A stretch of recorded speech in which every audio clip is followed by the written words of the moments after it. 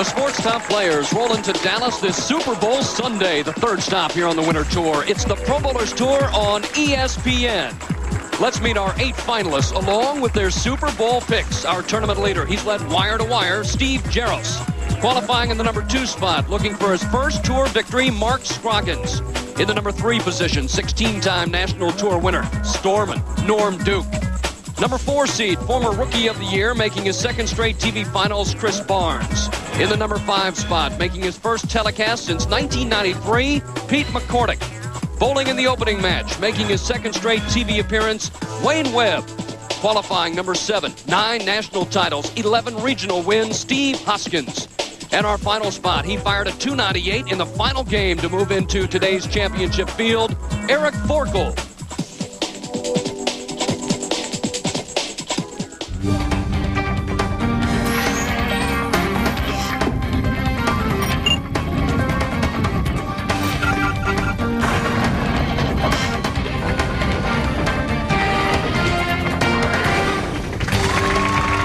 Dallas at Don Carter's All-Star Lanes West. It's the championship round finals of the Brunswick Pro Source Don Carter Classic. Hi everyone, Phil Ferguson along with Hall of Famer Marshall Holman in the broadcast booth, and we are set for our opening 3-player shootout. Marshall, Wayne Webb 20 titles, Steve Hoskins with 9, Eric Forkel 5. I'm not quite sure any of the players have an advantage here in the opening match. Well, in watching the practice, Eric Forkel had problems with the right lane. He bowled almost exclusively on the right-hand lane, so we'll see how that affects him. Both right-handers said the lanes were fairly close from left to right.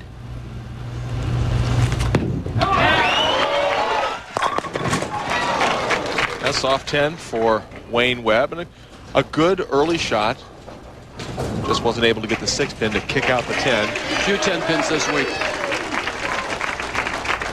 Always the key to be able to knock down those 10s. Good look at Steve Hoskins' opening shot.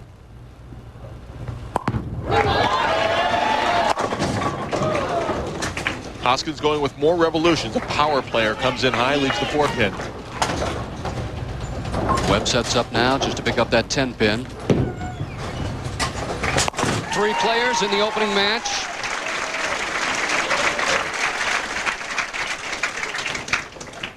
Hoskins watching that ball going in a tad high, leaving the 4-pin.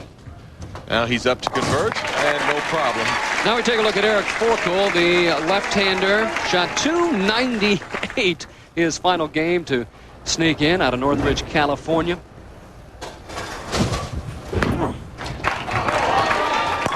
Yes!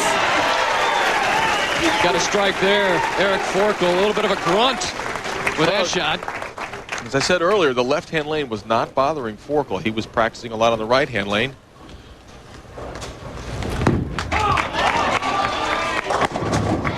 Power strike for Webb as he drives the pins to the left-hand side. Boy, he has bowled great to start off the year 2000. Well, he has. Watch the ball as it comes in a little bit light in the pocket. Ball hits the 5-pin. 5-pin goes left, takes care of the rest. Hoskins working on a spare. No, not to be left out. Now everybody has struck. Webb and Hoskins, spare strike. Forkel, he has 1 strike in the first frame. Now he's up looking for a double on the lane that could give him some problems. He was very happy the other night. That final .298 game said it was the first time he ever shot a big game to make it into the final. So here he is in that number 8 spot with a chance to win it all. A little hard. Still doing a little fishing on the right-hand lane. Ball driving through, going through the nose. Fortunate, the 7-pin, the last one to fall, just leaving the 6 and the 10. Forkel, a very good spare shooter, should have no problem with the 6-10.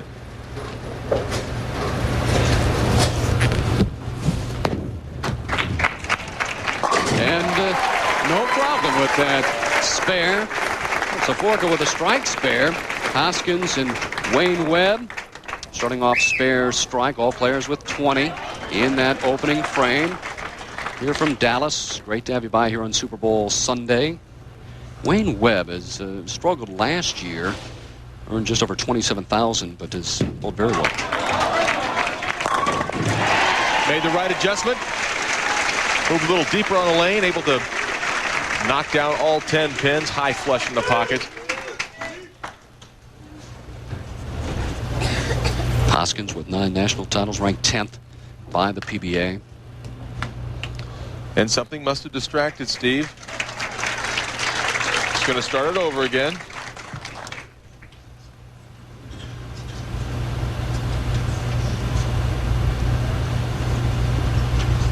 Third frame. This one to tie Webb. Bit fortunate, Marshall. Yeah, he tickled him over. He's going over to thank some of his fans. Bit Ripken-esque. Marshall, you talk about players right now being distracted a bit, but yet people say, boy, you know, when they're bowling, there's a lot going on. But television, TV day, a little bit different. Forkel now up in the third.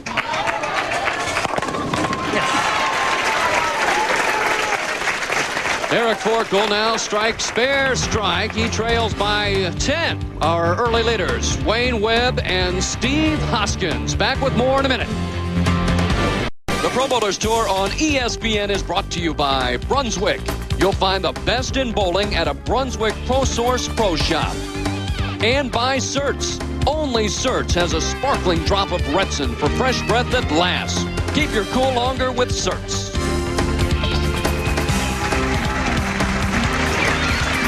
Back here, beautiful Dallas, Webb and Hoskins on top. Eric Forkel trails by just 10. Don Carter, legend, has meant so much to this game, Marshall. Well, it's been a privilege to know Don Carter for my entire career, and he's Mr. Bowling. Say no more. Well, bringing it back. Will it go? Look at that break for Webb, the 4-9. 4-9 standing. Looked like the 4-pin was going to fall into the 9-pin, but watch this. It's actually the 9-pin that'll fall into the 4. Looked like the 4's going to teeter over, but a little help from the 9 into the 4, and a big thank you from Webb. Hoskins, and the solid 8. On a solid 8 for Hoskins after the great break from Webb. You see the happiness on his face getting that super break. Sure, he planned it that way, didn't he, Phil? Well, Webb now 3 in a row, and then Hoskins the bad break. Pocket hit and leaves the 8-pin. Forkel now trying to get in the match. Nope. Ball's charging up. And you could hear him say no when he released that ball. Still not sure what to do in that lane. Hoskins knows what to do. Pick up this 8-pin and then start striking again when he gets up in the 5th frame.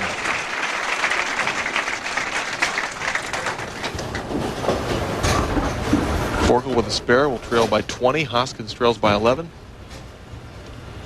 Wayne Webb sitting on the bench smiling right now. Bringing it back and picking it up. Forkel with that spare now in the 4th frame. Going strike, spare, and Webb after a spare with 3 in a row. The PBA Hall of Famer with 20 national titles. Trips another one. You know, sometimes luck does play a part in every game, certainly bowling as well as many others. Webb feeling it right now. Hoskins in the 5th after that spare.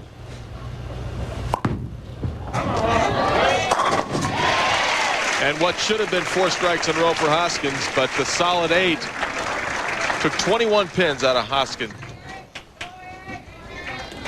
Look at Steve Hoskins, the high backswing, real solid at the line, and a lot of lift wrist. Forkel up in the 5th. He has struck on this left-hand lane a couple of times. Can't figure out the right-hand ball. Forkel continues to strike on the left-hand lane, but can't put anything together. Has a seat. We'll think about his next shot midway through the 5th frame. Wayne Webb on top over Hoskins. A 21-pin lead. You know, Forkel averaged 253 on this television pair during the tournament, but right now can't seem to find a double. Well, Webb has found a couple of doubles and put them together, so he has 4 in a row, trying to make it 5 here in the 6th frame. The 1980 PBA Player of the Year.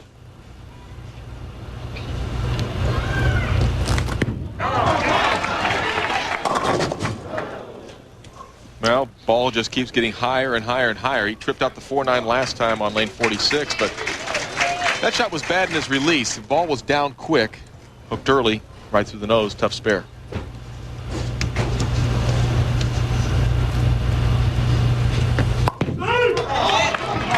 Hoskins really has thrown the best game, but he still trails right here, Marshall. Well, he may not trail after Webb shoots his spare. Very difficult 3-6, 9-10. You're right, Hoskins certainly making the quality shots. This is to maintain his lead. And a great conversion from Webb. Keeps his 7-pin lead. This is Hoskins' last shot on lane 45, and a mirror image of the previous one, except this time, 8-pin falls. Forkel trails by 26, trying to cut that lead now to 16 with a big double, but he hasn't figured this lane out yet, Marshall. He's been high both times. Wants to give it more room. Boy, liked it off his hand, but the 6-pin will not trip.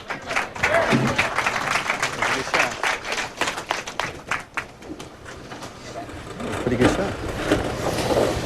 I agree. It was a good shot. Yeah, Players, you can tell off your hand if it's a good shot, right? As soon as it goes off your hand, you can always tell if you've made a quality shot or not. Sometimes the pins don't respond, though. And he picks up the single pin spare. We got a dandy here in the first match from Dallas. Wayne Webb on top by 7. Tonight, the challenge continues on the seas. America 1 and Prada battle. The winner earns a spot in the America's Cup Finals. The first to win 5 races advances to the Cup Finals against defender, the Royal New Zealand Yacht Club. The racing continues tomorrow night on ESPN2. And they're racing to the finish line here. We are now in the 7th frame. Wayne Webb on top, Marshall, but kind of a tenuous lead. He's struggled a little bit the last few frames. He's up by 7, and he certainly has. The last 3 shots have all come in high, especially the last one on 46. Looked like a cleaner release. But once again, ball creeping up high, leaving only the 6-pin. Lane seemed to be breaking down for Webb. Needs to move further left on the approach. Get more oil in the first part of the shot. Hoskins can make it 3 in a row right now and take the lead. Oh, yeah. Boy, he had in the 4th frame left that stubborn 8-pin, or he would have 6 in a row. But he has taken the lead as Webb now picks up the single pin spare. Forkel still not out of the match, Marshall. No, with Forkel right now only 29 pins down. Certainly has the opportunity to bowl a good game. If he would go strike out, he could shoot 240. Won last year, the outdoor event, Bryant Park. He just seems like he's trying to fight it and muscle it through.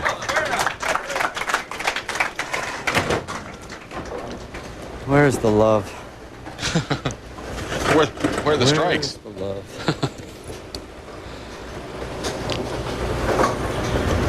Try to convert here and still remain in the match through 7 frames of the Brunswick Pro Source Don Carter Classic. Now becoming more and more difficult for Forkel. Now let's take a look in the bag, and for Wayne Webb, he's throwing a Mike Albee MVP bowling ball with a 4 1/4. Big strike for Wayne. Now he has come back, gets it out a little bit, splatters him 165 through 7. But right now Hoskins in charge and trying to make it 4 in a row. Hoskins with a possible 269. Got it out and it's coming. Well, Hoskins really asserting himself. And he's a great television bowler. Has a very good record. Certainly, look at the confidence on his face. It just, he knows he's got it going. Well, he's 33 and 18 in front of the lights with a 226 average and 25 appearances. Forkel's got to get it going. Down by 40. I give. You all win. I give. Best for Forkel right now, 218, and he says he gives. He hasn't, but 218 probably not going to be enough. Well, in this town right now, it looks like a two-horse race. 7 frames. 7 frames.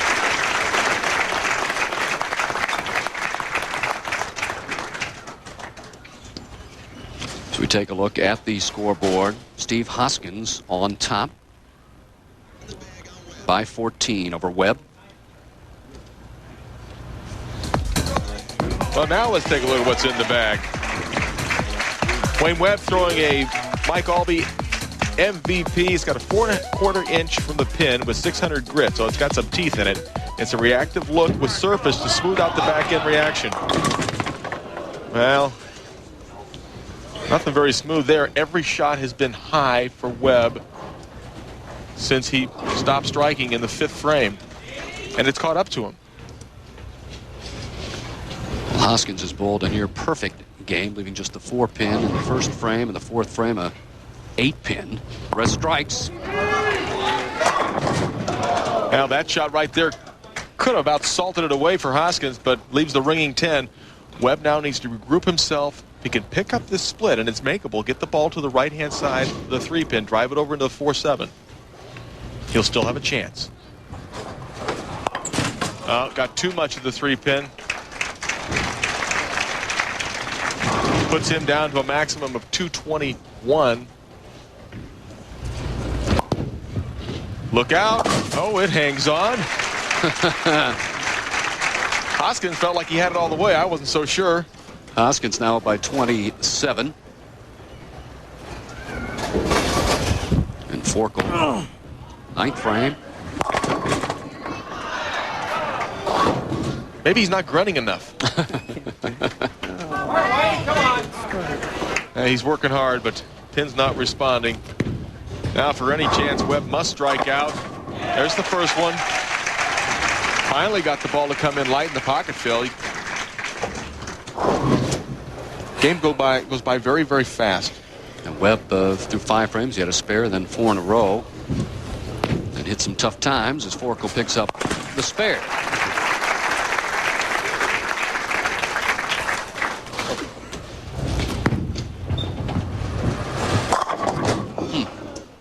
And a solid 10 for Webb. And the job right now for Steve Hoskins is just to stay behind the foul line, keep the ball on the lane, and should easily advance to the next match. 8 players in the championship round finals. Hoskins, that's enough. Hoskins now moves on to match 2. So we have 3 players in the first match, 3 in the second match, 3 in the semifinal match, and then head-to-head for the championship. Boy, Webb has bowled very well, though, to start 2000, making a couple of telecasts.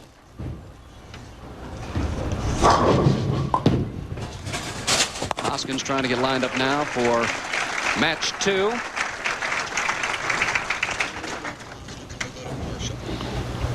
Well, Hoskins certainly bowled by far the best game of the 3 competitors. That doesn't always mean you advance, but in this case, the shot making did win out. Oh, maybe. Here she comes.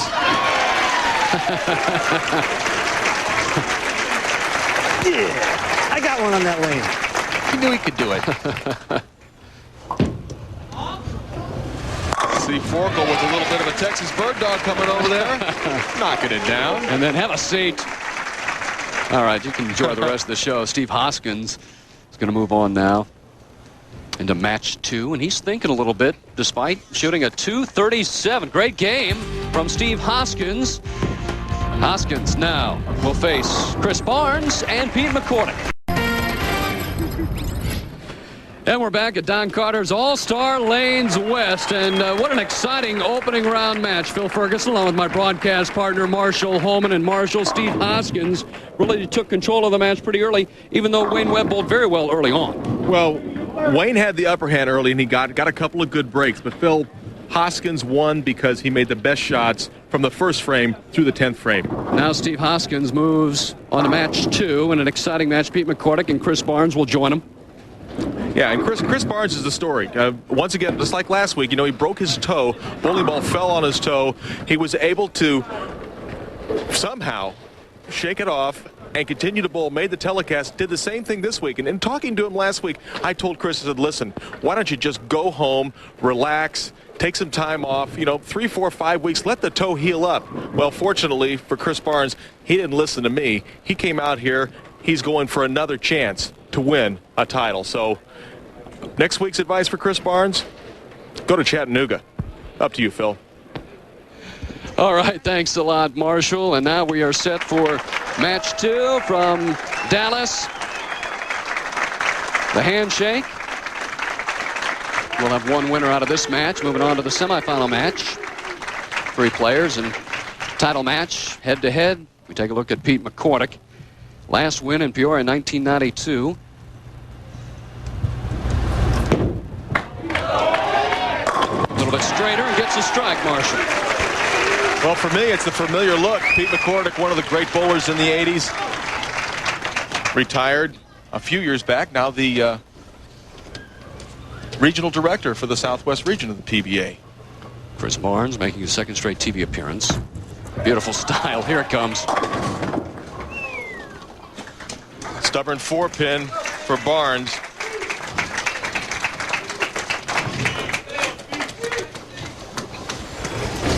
And for Hoskins, he threw a great game to start with that 237 as he's now moved on.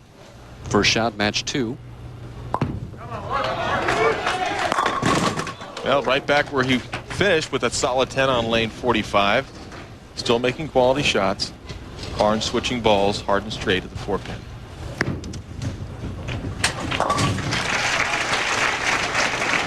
Picks it up, so it's fair for Barnes. Pack him up and pay a fortune at the airport. McCordic a strike, and Hoskins now trying to pick up the 10-pin.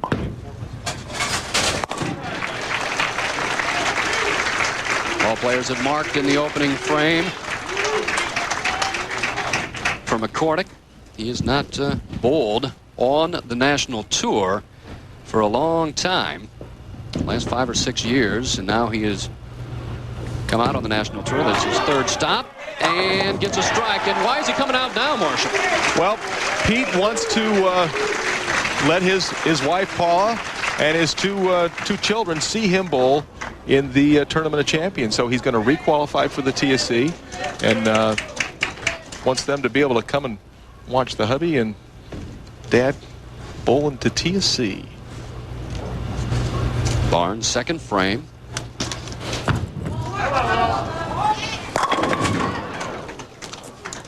Just a 10-pin. It's amazing, though, Barnes. Look at the style of Chris Barnes, the high backswing, and you'd think there'd be a lot of pressure on that toe as he releases the ball, but it's almost been a blessing in disguise. He's kept his feet under him. He's been a little slower to the line. Hoskins been all over that pocket all day long with a strike in the 2nd for Barnes. Just amazing as he dropped the ball on his left foot, breaking a couple of bones last week. Had to have stitches, but bowled through the pain, made the show again this week. Picks up the spare. He said compared to last week, it doesn't bother him hardly at all. I mean, it's he's still a little wary when people walk by him. He sort of picks his foot up and moves it off the side, but much better than last week. I think so. Moving to 3rd frame, and McCordic, early leader with a double. Classic style.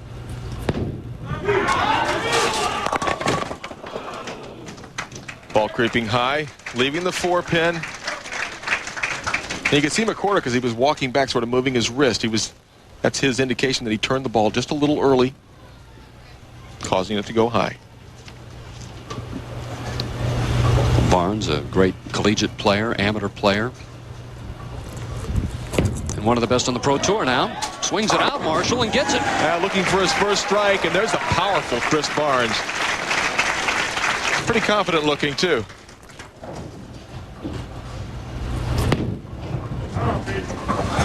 McCordic picks up that spare, bowled the 4th ever 300 game on TV against Wayne Webb back in Torrance in 1987.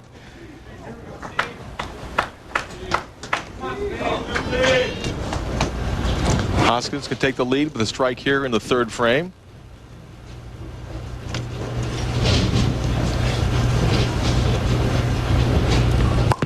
Solid 10 the last 2 times.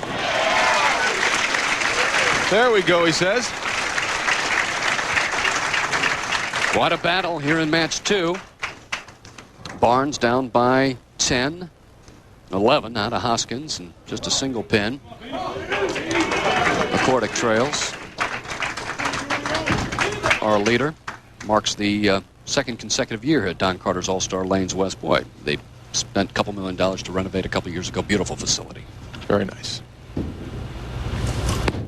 Hold on. What happened, Marsh? High off his hand. 4, 6, and 7. Now let's take a look at what's in the bag for Chris Barnes. Chris Barnes using the HPH purple, using the purple Power Blitz 4.5-inch pin, the small hole in the axis. This ball revs up in the mid lane with a strong arc to react down the lane. Well, it sure did react down the lane. So Barnes has a double. McCordic going for the 2. And Barnes not needing it. Needing the target zone spare ball. Hopefully not going to need it all day, but should probably leave something. Well, McCordic going a little straighter, and Hoskins and Barnes sending it out just a bit. And again, Hoskins has to back down. That's the second time today he's been distracted. Not sure what's bothering Steve Hoskins, but a strike here would give him a 9-pin lead.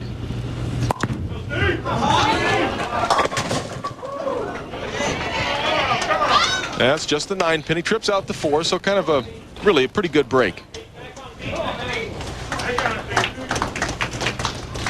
That draws him even with Barnes. McCordic trying to get back on track. There he goes. Just a better shot. It's been a long time since Pete's been in this position, so understandably a little bit nervous. Hoskins with the spare in the 4th frame. Barnes trying to make it 3 in a row. And there's Linda Barnes, Chris's wife, who's really quite a bowler in her own right. A champion on the Ladies Professional Bowling Tour.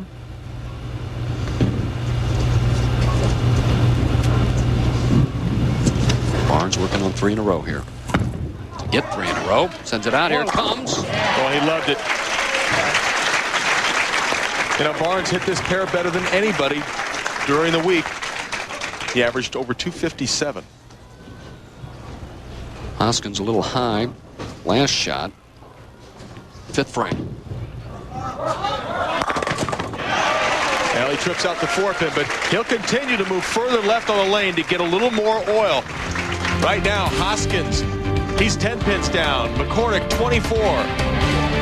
Chris Barnes, he's your... Barnes has the midway lead. He is 10 up on Steve Hoskins. For the most complete coverage of the Super Bowl, ESPN is the place to be. Tune in tonight after the Super Bowl postgame show for NFL Prime Time. Stuart Scott, Jim Kelly, and Tom Jackson with the most comprehensive wrap-up of the game. For more, log on to ESPN.com. Part of the Go Network. GoNot.com. Should be an exciting ball game, Marshall. I like the Rams. I like Tennessee. All right, here's Steve McCordic. Oh, 10-pin falls out, but the 7-pin stands on a quality shot by McCordic. Well, he saves himself from being open, but really needed a strike there to really get back into the match. Barnes to extend his lead.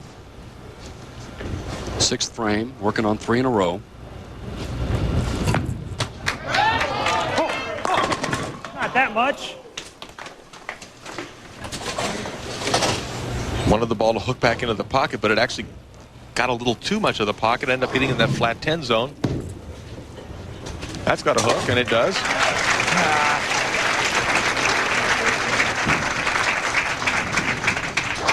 Barnes, your leader. Hoskins trails by 9, McCordic by 23. Match 2.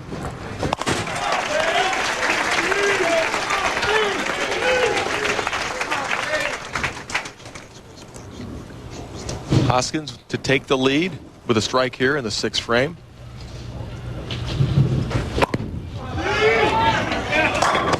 Oh, love that off his hand. Can't believe the 10-pin didn't fall.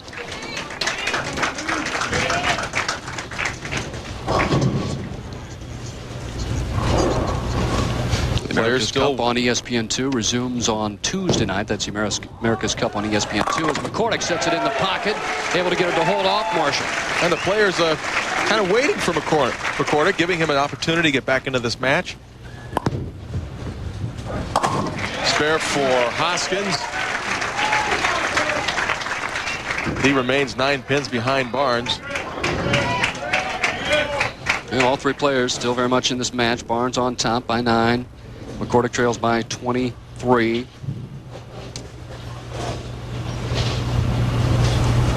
Barnes, certainly the complete player, has it all. What a beautiful style. That'll get back. He's got a little bit of area out there, Phil. That's the bowler's friend. He can leak the ball out to the right further than even Hoskins, and he does that because his ball speed is slower. Hoskins working on a spare. Here it comes. Hoskins remaining in the pocket. Tough to carry this week.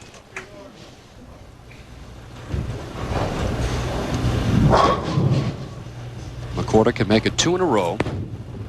Got to hurry. He came in light the last time on lane 46. There's Patrick and Michael, Pete's kids, and Paula, Pete's wife. Barnes with a possible 258. Hoskins possible 249. Boy, he's got to hurry. Oh. He's jumping around. Be careful with that toe. That's exactly what I'm thinking. He's bouncing around out there. It's got to hurt. In between the 2 pins. Takes it up. You know, Barnes told me that maybe with the injured toe, it helped him slow down a little bit with the footwork the last few weeks, especially last week because a lot of oil on the lanes may have helped him a bit. Yeah, as I said earlier, kind of a blessing in disguise, but I don't think he's going to increase the popularity of breaking toes anytime soon.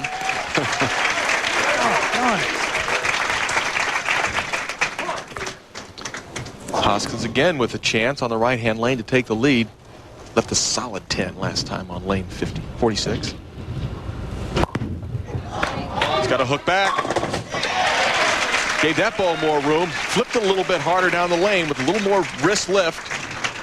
Knocks that 10 pin out. So Hoskins now has taken the lead by 1 over Chris Barnes, and Pete McCordic down 24 with a possible 215 for McCordic on top. Right now it looks like it's between Hoskins and Barnes. Well, McCordic really must strike out to get to 215. You know, maybe Barnes or Hoskins may have an open frame, but you wouldn't think that both of them would.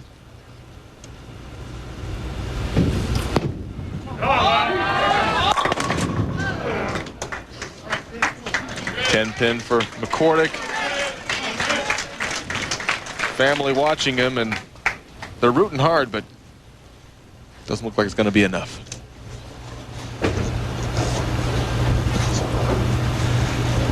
Barnes now up in the 9th frame.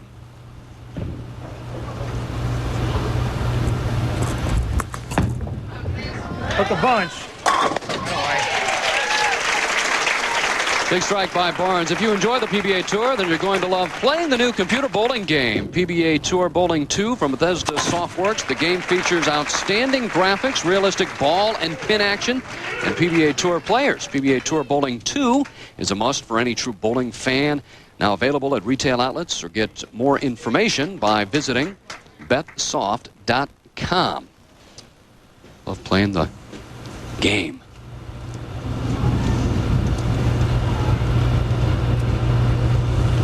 To take the lead to 11. Beautiful shot. Hoskins down on one knee. Following that shot, he has 3 in a row, and now on top by 11. And more importantly, he can't be shut out by Barnes. McCordic looking for a little credibility right now and finding nothing but a soft 10-pin. But he's got to feel good. I mean, it just got to be very proud of himself to make it this far after not being on, you know, the national tour level for quite a number of years. Barnes now up in the 10th. Can strike out for 238. Hoskins can strike out for 249. To cut the lead to 1. How about that one? Power strike from Barnes.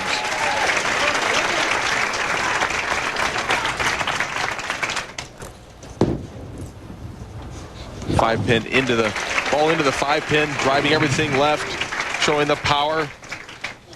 The reaction of a man who knows he needed that one and probably the next one to have any chance. Well, last week he won the match in a thrilling match, 260 to 257 over Pete Weber. Oh, he's in another good one now. Piece of tape or something on the one finger. Trails by 1 pin. Just to cover the calluses, that piece of tape. Boy, look at the roll on that ball, Marshall. Ooh, ball creeping up a little bit high. I thought he was going to leave a solid 9. As McCordic will finish the game. Watch the ball as it drives past the 9-pin. Ball never touches that 9-pin. Fortunately for this man, something did. He's in the lead. McCordic finished with a 190. Possible 238 with a strike here for Barnes. Wife, Linda, watches on. She knows what it's like in this position. Well, she does, and it's actually more difficult watching than it is bowling.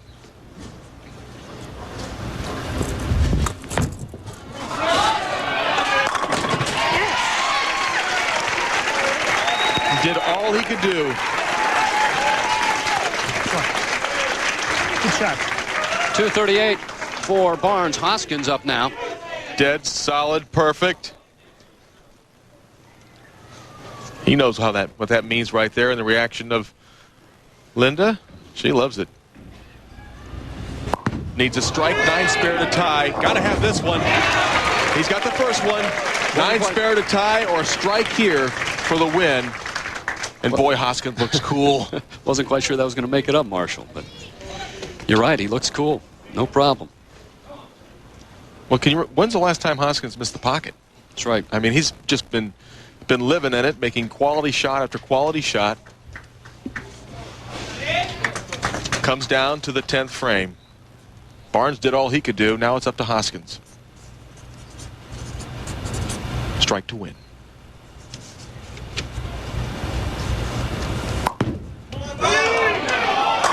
And a 10-pin. Oh, solid 10. And nothing more he could do. We have a tie if he makes the spare, Marshall. And what happens? Well, they go into a tie, then it's going to be a 1-shot roll-off. Each bowler will throw 1 shot. 1 ball. One ball until we come up with a winner. For Hoskins, he's got to be disappointed because he's just made super shots. Hasn't got the carry when he needed it. Needs a spare. Well, he knocked the 10-pin over that time. So 1 shot to decide the winner of this match. That's just what Barnes needs. Another shot to get his foot warmed up. I'll go first. I'll go first. All right, just 1 shot, not a complete frame. I understood he goes first. 238 tie. Chris Barnes and Hoskins. 1 ball roll off to see who will move on unless they both throw a strike or the same count, and we'll do it again. Barnes will go first. I look for Barnes to strike here, but I think Hoskins going to strike too. Something on that right-hand lane. It's twice disturbed Hoskins and once Barnes as Linda looks on.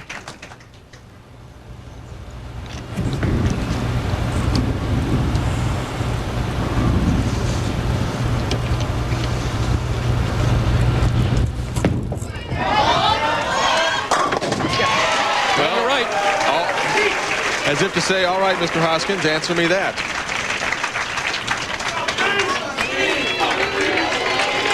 Well, again, Hoskins has not missed the pocket, I don't believe, Marshall, in 2 games. He's up on the lane. He just left the solid 10 on. You know he's going to hit the pocket. Will it carry?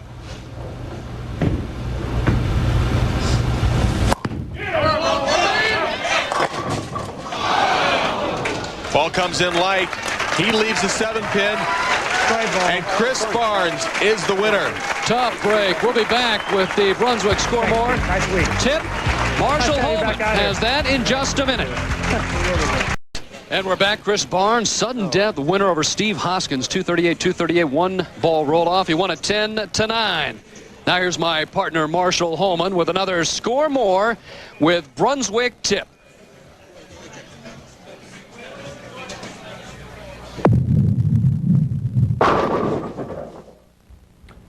This week, we're going to teach you how to find your axis point.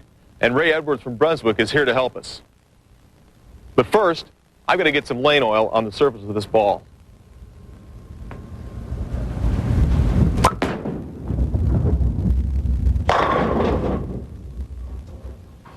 I've asked Marshall to throw a shot so that we can find his axis. When the ball comes back up from the ball return, you'll see there's a number of oil rings, and we want to take the one that's closest to the thumb and fingers and just start to trace that circle all the way around the ball. We've already done that with this ball here. Once we have the circle completed, we want to orient the ball so the circle's parallel to the table in the bottom half of the ball. Then the point that's at the very top of the ball will be his axis. And we're going to take and put a sticker on here and have Marshall throw the ball again in order to make sure that this is actually his axis point. If you have a friend stand behind you and watch that sticker as it comes off your hand, you'll see what we see right now with the sticker staying very steady, the ball rotating around that sticker, showing that that's actually your axis of revolution. Once you've found that axis point, that's going to be the same in every ball you ever drill. So next week when we come back, we're going to take the same ball and drill it 2 different ways relative to your axis point and show you how different those reactions can be. All right, thanks a lot, Marshall. Coming up here on the Pro Bowlers Tour on ESPN next Sunday at 12:30, Holiday Bowl brainer, the Chattanooga Open. Steve Jaros tossed a 300 game last year on his way to winning the championship. Following Sunday, February 13th, 12 o'clock start. Bowlers Club in Latham, New York. Parker Bone, the defending champion. And then the PBA heads to Southwick Lanes in Toledo for the year's first major event, the PBA National Championship. Once again at Southwick Lanes, Sunday, February 20th, 12:30 start. Coming up, match 3, Chris Barnes, Norm Duke, and Mark Scroggins. Back here at Don Carter, All-Star Lanes West, Dallas, Texas, ready for the semifinal match. Chris Barnes survived the previous match and now goes up against Norm Duke and Mark Scroggins, who really doesn't compete a lot on the national tour. No, he doesn't, but a great bowler. His twin brother, Mike, PBA champion. Opening shot, semifinal match.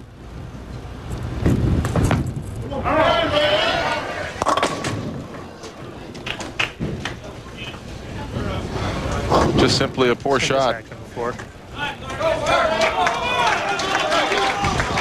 You know, last week, Barnes won with a 260 and then came back the next match and had problems. So, see if he can do a little better this week. Lefty from Amarillo, right in the pocket, and Marshall with all the players now, with 8 players, does something to the lanes? Well, the lanes break down even faster. Difficult spare, but picks it up. So really the top-seeded player really has an advantage. Well, I certainly think so. And, you know, we always, as a player, you always want to qualify #1. That's where Steve Jaros is. But with 8 men, even more important. Norm Duke, 35, out of Claremont, Florida. Winner of 16 national titles, 4 regional championships. And he sets it in or gets a strike. He can play anywhere on the lane. Well, very versatile player, and Duke living in Claremont, Florida, but originally from Texas, so a lot of family here watching. Barnes with a spare to start this semifinal match. Looks better down the lane. Now comes in light. Too much. He said too much. Ball just went too far down the lane, too long. Scroggins, the West Texas A&M College bowling team coach. And he gets just the 10 pin. In fact, the team ranked number 3 in the nation. And a bad break for Scroggins. When a professional hits the pins light like that, usually it's a strike. It's up the spare for Barnes in the second frame. Scroggins averaged 221 on this pair. Tossed a 300 game, 1 of 6 this week. In fact, he tossed 2 of them this week. Picks up the spare. This Friday night at 9 o'clock, ESPN presents the 4th Winter X Games from Mount Snow, Vermont, with continuing coverage throughout the weekend. Events include ski boarding, skiing, snow mountain biking, snowboarding, and more. Tune in for the excitement starting on Friday night. For more, log on to ESPN.com. Part of the Go Network, go.com. Duke sets it in there for a big double to start this semifinal match. Takes an early 10-pin lead, a confident stroke from Norm Duke.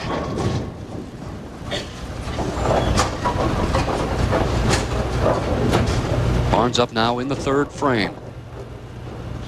Trying to get his first strike of the match. And does, able to kick out the 10.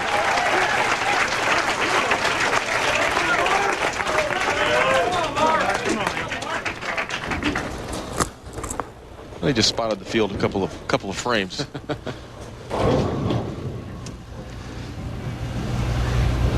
Scroggins playing further right on the lane than Forkel, the previous lefty.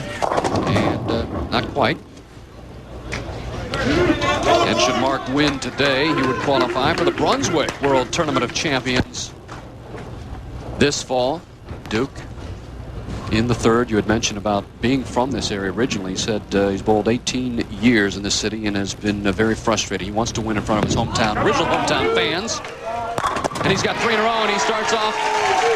Well, he never so much as made a telecast here in previous years. And, you know, this is a man who's made numerous telecasts all over the country.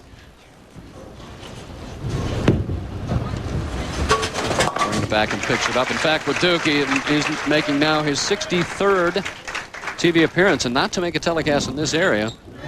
Well, he hasn't made it in Texas at all. You know, in recent years, since we've been on the tour with Duke's been on the tour.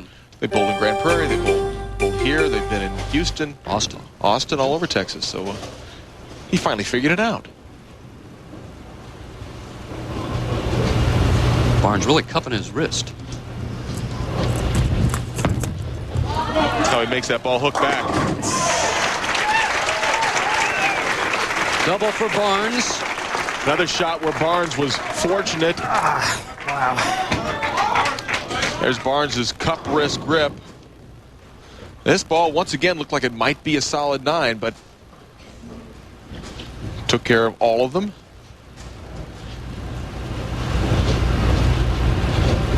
Scroggins up in the 4th. Sending it, and yes! Texas bird dog for Scroggins.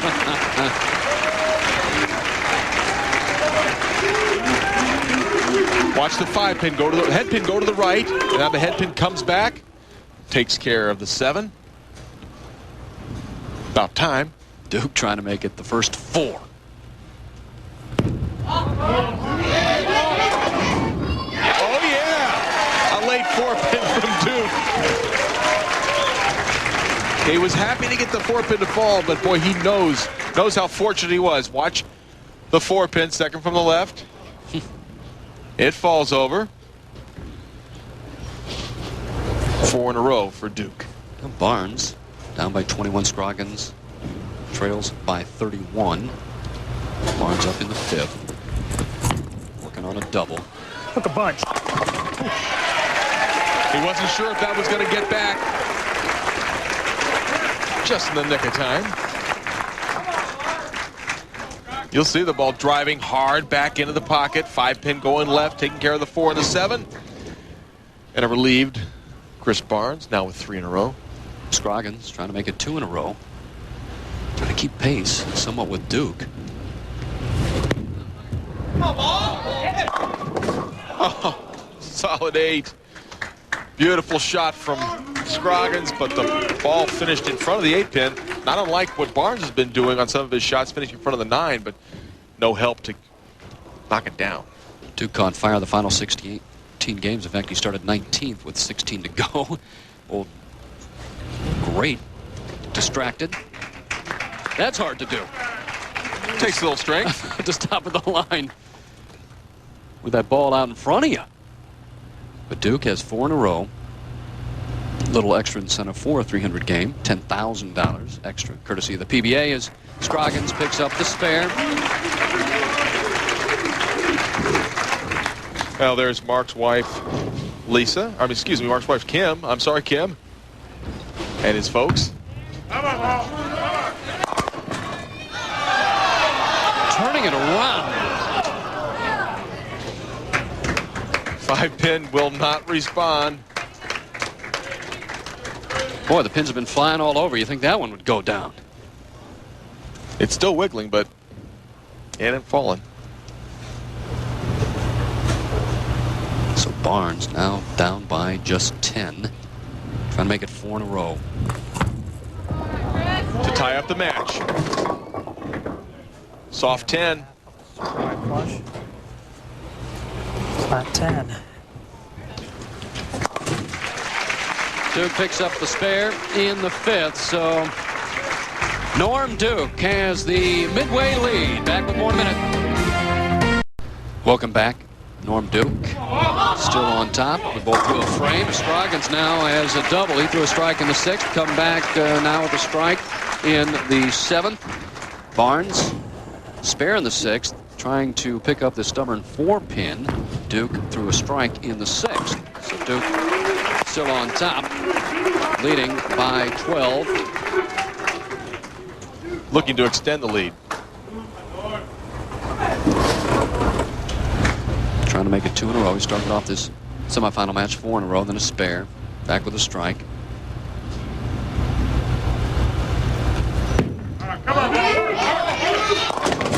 Well, that ball squirted off his hand, leaving a very, very difficult 2-5-8 spare to convert. And that put a little bit of bounce into Barnes' step. Gets him right back into the match.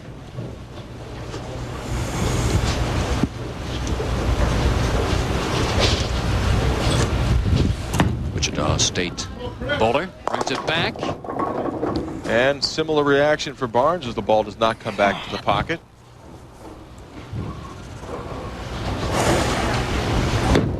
Tough spare.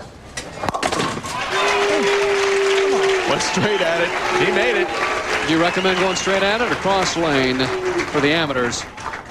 I think it's easier to hook at that spare, but I wouldn't argue with Norm Duke. Picks up the spare. Barnes in the 8th frame. Here's the Duke spare conversion. Very straight with the ball, covering all the pins with the ball and relieved to knock him down. Scroggins right now very much back in the match. This is for 3 in a row. And Scroggins has had some tough breaks. Well, soft 7-pin for Scroggins.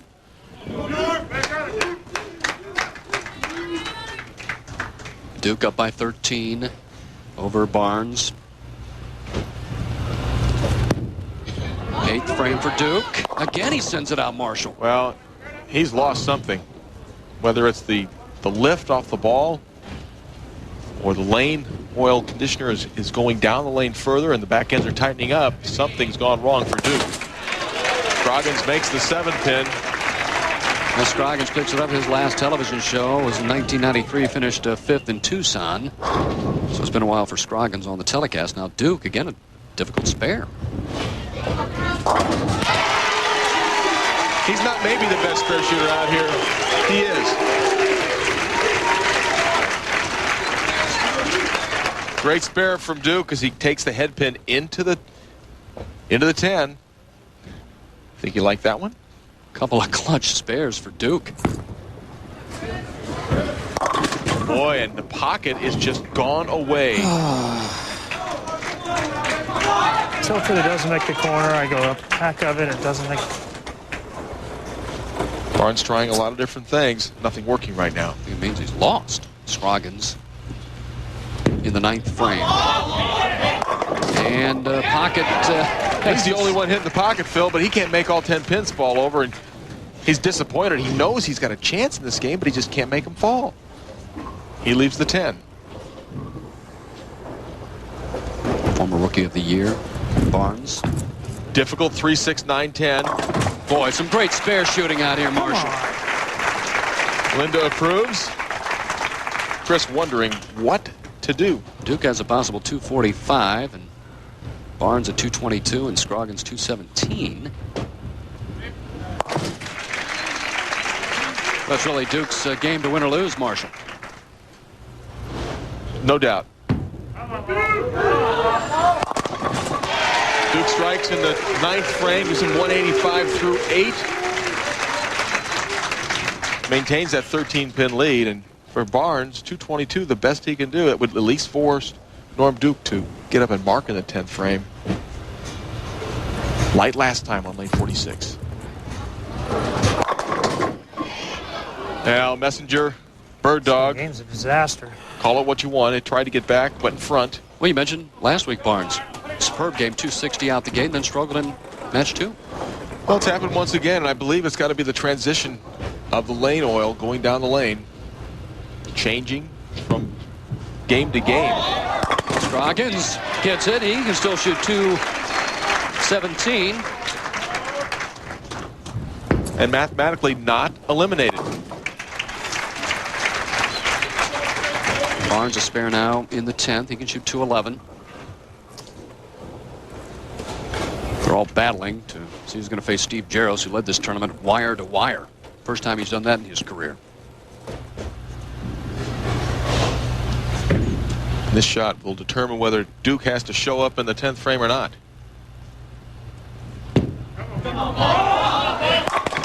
Well, there they go. Says it's about time. he's pulled really a solid game. He's been in the pocket. Family looks on. Barnes finishing up here with a possible 211, 209.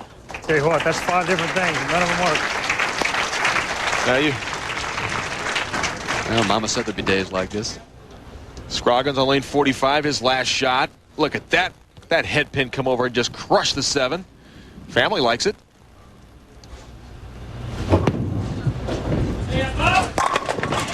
Well, that's plenty for Scroggins. He needed 7 on that to force Norm Duke to mark. Duke needs any kind of a spare or strike. Not over yet.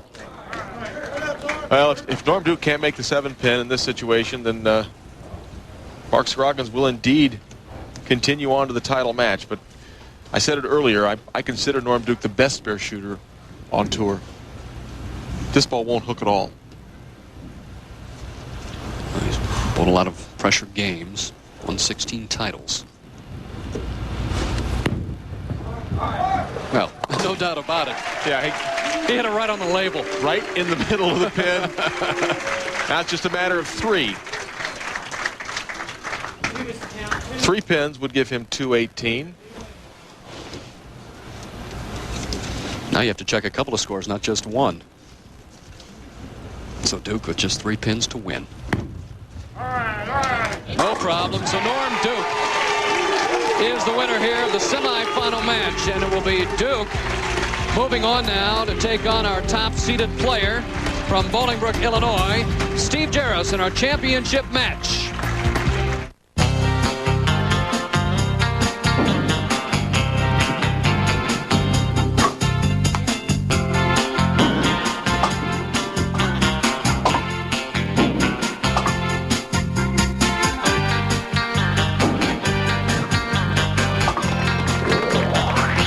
Loot the lanes with Riot Zone, the only pearlized proactive, the only perimeter-weighted core, the only thing you need to insult. Hoskins in match 1, and then Barnes. And Duke survives to take on Steve Jaros for the championship. Well, let's take a look at some other finishers, Phil. Jason Couch just missing by 29 pins. And Walter Ray Williams Jr., he had a great run, but knee sort of gave out on him in the last couple of games. Brian Voss up there, along with Parker Bone III. Danny Wiseman, the smooth stroker, having a good finish. Greg Kemp, local player, used to tour. Now he has a job for a living. Some of our other finishers, Roger Pauker, all having a good week here in Dallas. So Jaros leading wire to wire, Marshall. Going up against Duke for the title. Oh, got him flipping up. Oh, Duke's got it going his way.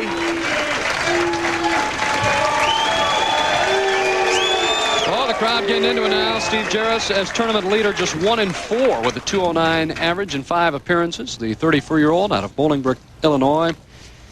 6'1", 185. Great game. Confident strike from Jaros to start out the match.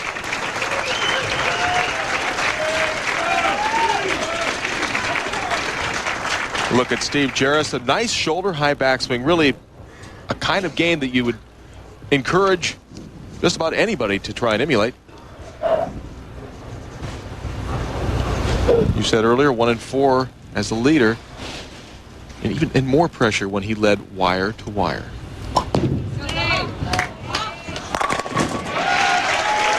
That is a double to start off this championship match. You know, we'd show you Steve's wife, but she's got a couple of 8-month-old twins she's taking care of, so she's here in the building, but not on camera. She's running around. That would be June Jaros. Duke trying to match Jaros. And does.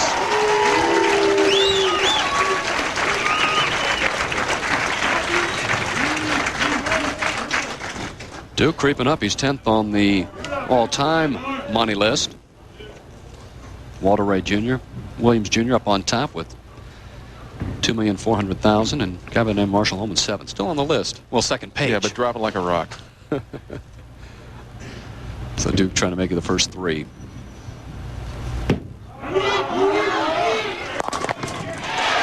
Could it be his day? Pins falling his way.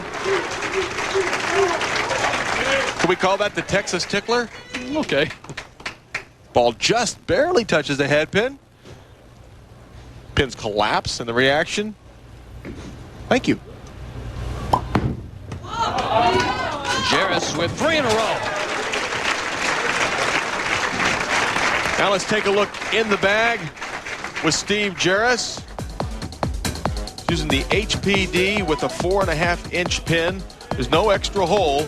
This ball gives Steve mid-lane control.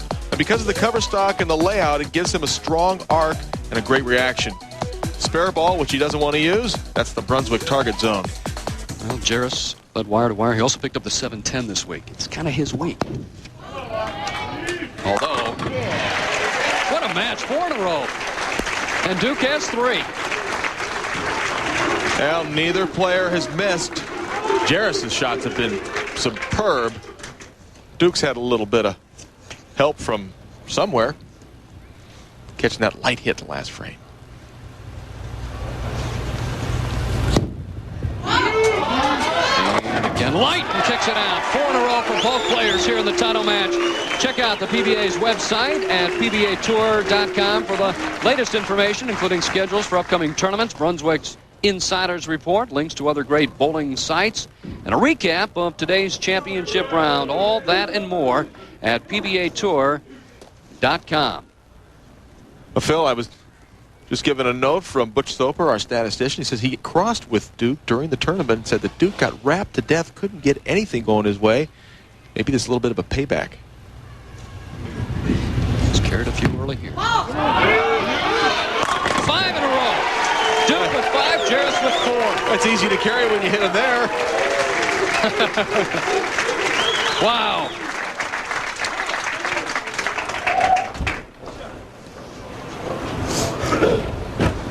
Jaros averaged 226 on this television pair with a high game of 299. Boy, Jaros is absolutely locked in. Where Duke is using all the pocket. Jaros is just high flush. Well, Jaros last year in Chattanooga tossed a 300 game on television, and next week's tournament's Chattanooga. He said he was just getting ready for next week. What a way to do it. Next week we'll be in Chattanooga. Brainerd Bowl, trying to make it the first 6. And he does it, kicking out the 7-pin. So Steve Jaros with the first 6. Norm Duke with the first 5. By Brunswick. You'll find the best in bowling at a Brunswick Pro Source Pro Shop. And by Ginkoba.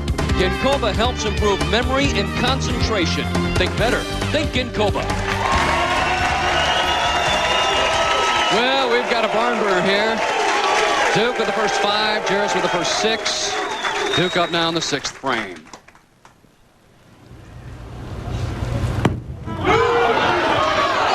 Bringing it back, and he's got it. Both players with the first 6. I'd like to show you what Norm was doing during the commercial break. A little bit of mental imagery. Thinking about what he needed to do when he came back. Well, it worked. Yeah, it's been working all right. Well, a beautiful sunny day here in Dallas today. A bit chilly in the 30s, but red hot on the lanes. Duke trying to make it 7. More importantly, for the lead. Well, you could see halfway down the lane, you could see it in his expression as he was standing there. He knew the ball didn't come off his hand properly. It did hit the pocket. But watch the 6-pin as it just lays in the channel. Doesn't come back out to knock out the 10. Our first spare opportunity, the championship match, and it comes in the 7th frame. It's tough to throw the first 6 and still be down in the match, but Duke picks up that 10-pin, and now Jaros with the first 6.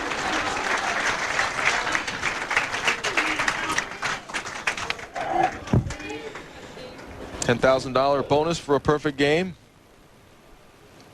Jaros half the way there.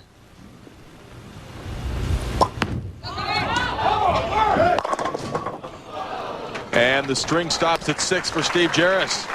He leaves the 4-pin.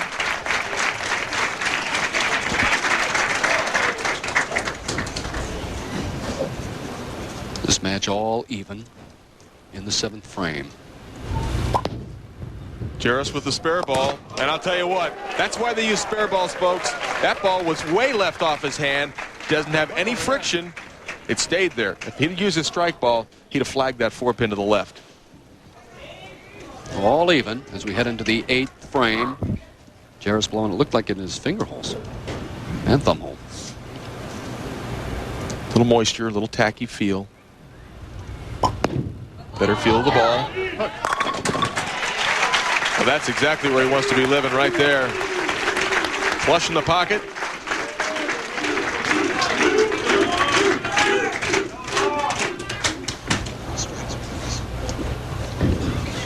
Duke up in the 8th with a strike. Match will remain even.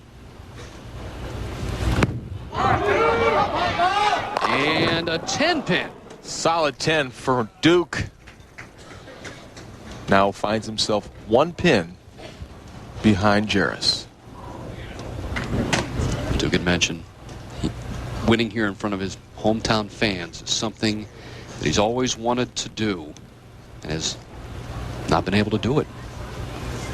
And Jaros making it tough on Duke. Picks up the spare. Oh, it's the big one, the big Super Bowl. We're just hours away. The biggest event in television. Super Bowl 34 live from Atlanta. The Rams meet the Titans for the NFL championship. Marshall, you're going with the Rams? Hey, Kurt Warner, he's my man. All right. I'm sticking with the Titans.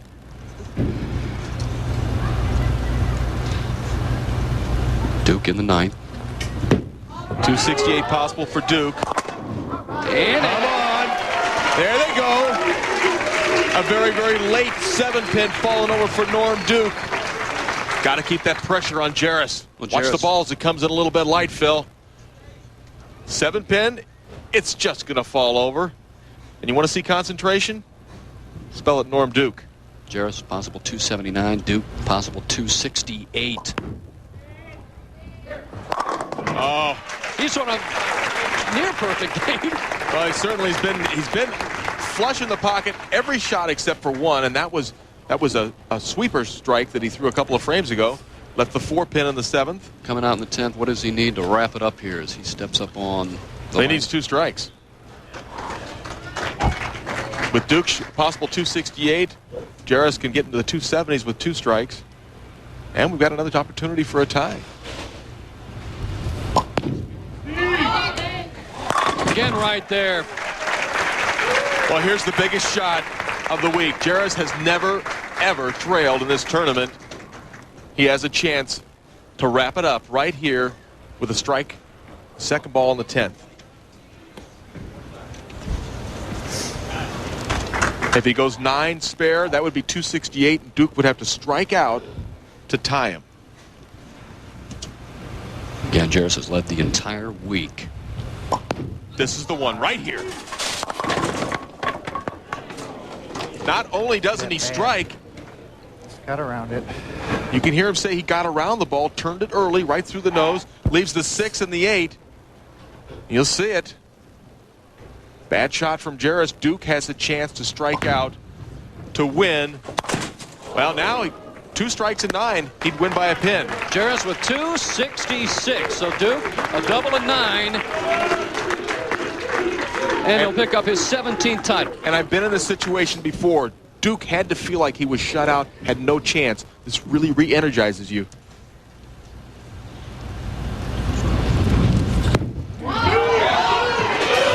Got one. There's one of them. It was a long time ago, 1977 in Chicago.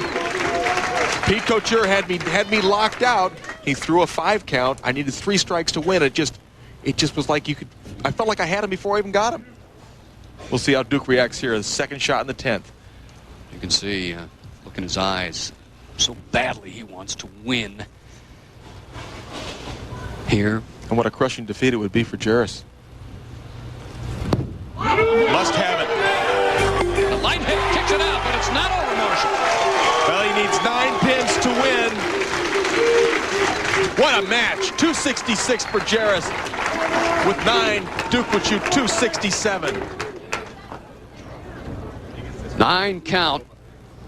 And Duke is your winner. Oh, some great bowling this afternoon. The pocket has not been that difficult to find. Bodes well for Duke's opportunity. Coming back. Oh, yes, that's it. That's it. 9 was all he needed. Norm Duke. He's the winner. 267 to Steve Jaros's 266. We'll be right back.